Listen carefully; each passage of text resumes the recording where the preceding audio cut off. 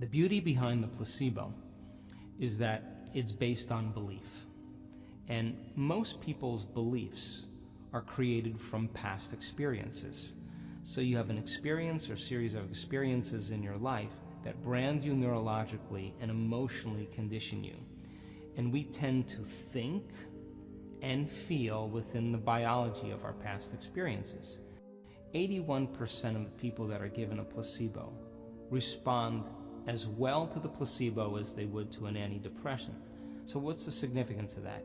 It means they're making their own pharmacy of antidepressants, and their body and nervous system is the greatest pharmacist in the world.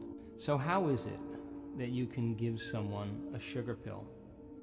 And a certain percentage of those people will accept, believe, and surrender to the thought that they're getting the actual substance or treatment, and they begin to program their autonomic nervous system to make their own pharmacy of chemicals that matches the exact same chemical they think they're taking. The sugar pill, the inert substance, is not doing the healing, it's the thought that's doing the healing. But that pill, based on conditioning, is a symbol that represents possibility in someone's future. We can call that an intent. A certain percentage of those people will begin to become inspired, enthusiastic, and they'll begin to become hopeful. They'll begin to give thanks that it could possibly work. And all they're doing is combining a clear intention with an elevated emotion. And in that moment, they're moving from the biology of their past into the biology of their future. So then, the question is, do you need the sugar pill to move into a new state of being? But instead of selecting a known in your life to help you heal, can you select an unknown, a new potential in the quantum field without anything outside of you, and begin to revisit that unknown over and over again until you make it known in your biology?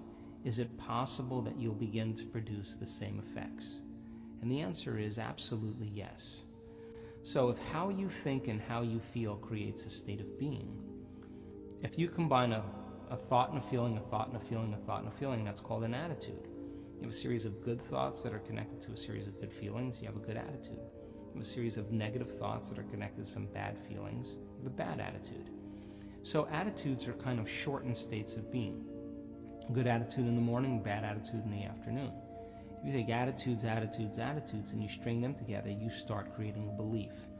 So a belief then is just a thought you keep thinking over and over again until you hardwired in your brain. And the very boundaries of our beliefs are our feelings. And when our beliefs get challenged, it typically doesn't feel right. So then if how you think and how you feel creates a state of being, and the repetition of thinking and feeling over time conditions the body to subconsciously become the mind, then all beliefs are subconscious states of being. People don't even know they have beliefs about medicine or about God or about relationships or about love or about gender because they've been programmed subconsciously. If you take beliefs and you string beliefs together, a belief, you form what's called perceptions.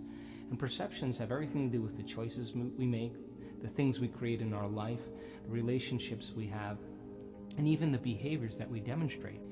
If you're programmed into believing that you need something outside of you to heal, then that becomes your belief. And of course, you're going to need something to help you to heal.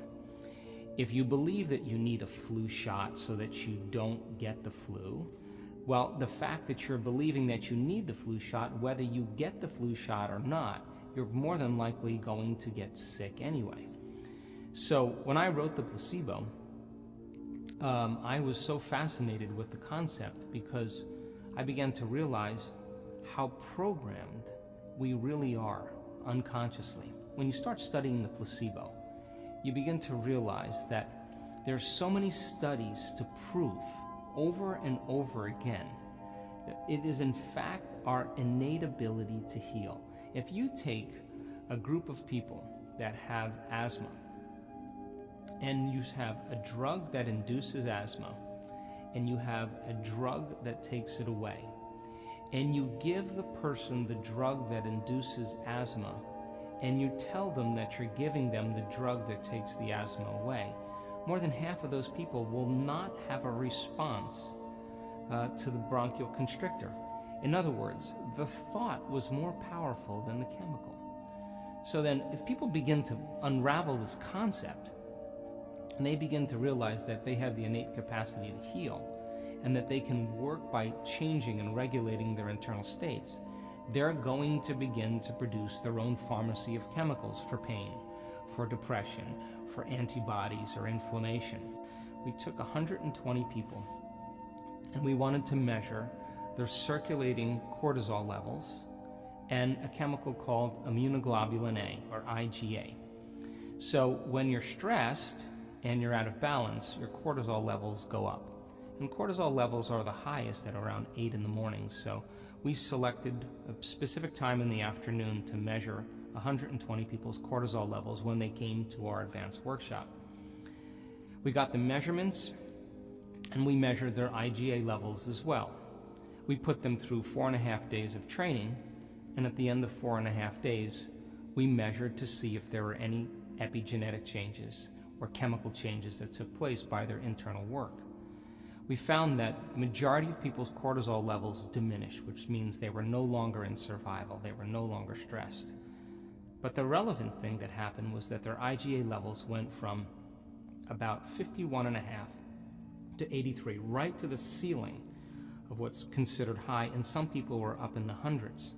Now, IgA is the primary defense against bacteria and viruses. It's greater than any flu shot.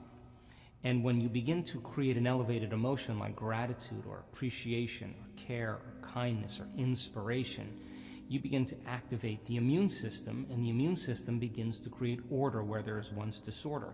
It begins to release all kinds of different chemicals that begin to regenerate and restore the body. It turns out that those chemicals stay active for the remainder of the day with just 10 minutes of just an elevated emotion.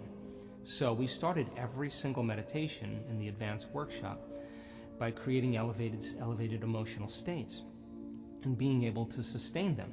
And we measured it with a HRV monitor. We measured people's hearts while they were doing it. And interestingly enough, the majority of those people were able to create that kind of heart coherence that began to create a strong electromagnetic field, that began to produce a strong chemical change, a strong physiological change, and now their inner environment was more resistant or more orderly than anything in their external environment.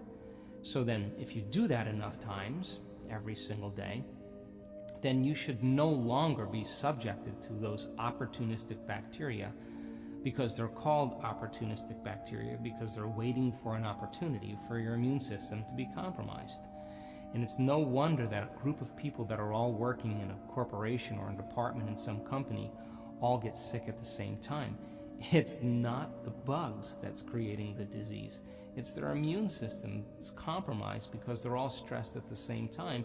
That allows the bacteria to begin to proliferate within them. So giving people the science and understanding of how the placebo works, is it possible then to teach it? And the placebo is based on 3 things. Conditioning. You give someone a pill, they notice a change in their internal state. You give them a pill again, it takes away their pain. You give them a pill again, it takes their pain away. You give them the pill, but this time it's an inert substance that looks just like the other pill. By conditioning, their body begins to make the same chemicals. The second thing in the placebo is called expectation. You begin to expect something to occur. The moment you select that potential, that possible known in your future, your body begins to physiologically change in preparation for the event. And if 40 to 50% of people that are diagnosed with cancer, that are told that they're going to get nauseous on their first chemotherapy treatment, get nauseous on their drive to their first chemotherapy treatment, they're expecting that outcome. Their brain and body are in that future reality. But instead of doing it that way, is it possible that 40 or 50% of the people can get well on their drive to work in anticipation of something wonderful happening? And changing that, using the same principle but changing the biology to produce an effect, begins to cause some very significant changes. Because you can say to a person in a placebo study, we're going to give you a drug, and if the doctor's enthusiastic, it works better, that's going to take away your pain. And they're all enthusiastic, and the person begins to anticipate their pain going away. They begin to make their own morphine, and of course they have no reaction to the stimulus that creates the pain. The third thing is assigning meaning to something. So if you say, hey, here's the receptors on the end of your nerve cells, and serotonin has to be picked up in the synaptic space, and this chemical keeps serotonin there so it'll remove depression, and you're looking at the charts and you're assigning meaning to why you're taking this pill, you'll produce a better result. But if you teach people then how to condition their body to a new mind, that's the placebo. If you teach them how to, instead of select the worst thing that could happen in their life, select the most amazing thing that could happen in their life and emotionally embrace it, just like they create anxiety, they could create wellness or healing or health.